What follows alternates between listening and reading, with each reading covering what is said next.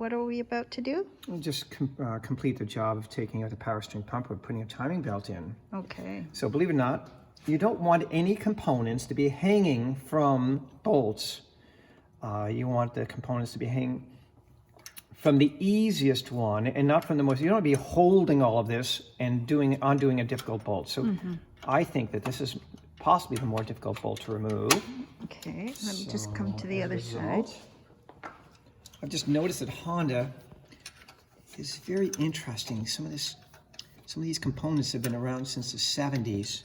You were saying this wire here, this one? Yeah, they're ground wire, and you got to make sure that this wire goes back on when you're done, because it could cause a myriad of problems with the fuel injection system and with the ignition.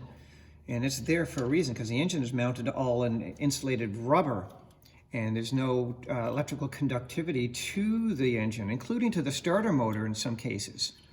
So it's imperative. You could even look at the wire and decide that, hey, there's something going wrong with my starter motor, or there's something wrong with my electrical system, because it'll start to melt. It's almost like a fuse. So yeah, there's lots to know. So this is a little quirky spot. I guess a ratchet, a little 1/4-inch ratchet would have fitted in there now. I guess this is where we speed forward on the... So almost done. So we're near the end, so I'm actually going to leave it in there.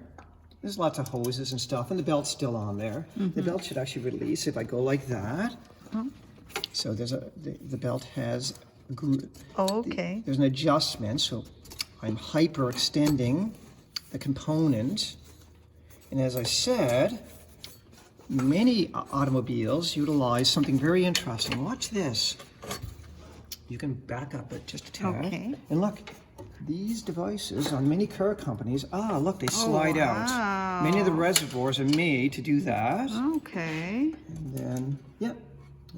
This is a thinking person's game. And the windshield wiper fluid container also comes out, yeah? This one here? On some cars it does. This one's a little bit... So we're almost there. Always wiggle. So there we go, we're out. I'll show you a trick once we get them out. Here's the last one.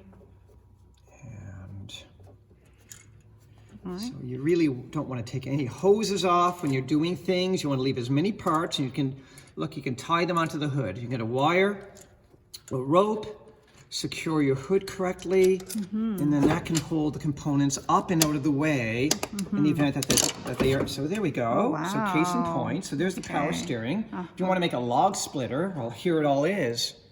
You can. So it has everything you require for a log splitter. Yeah. Many cars are going electric here. So here's what we're going to do. If you come around. Oh, and I wanted to show everybody this cool contraption where you keep all your bolts.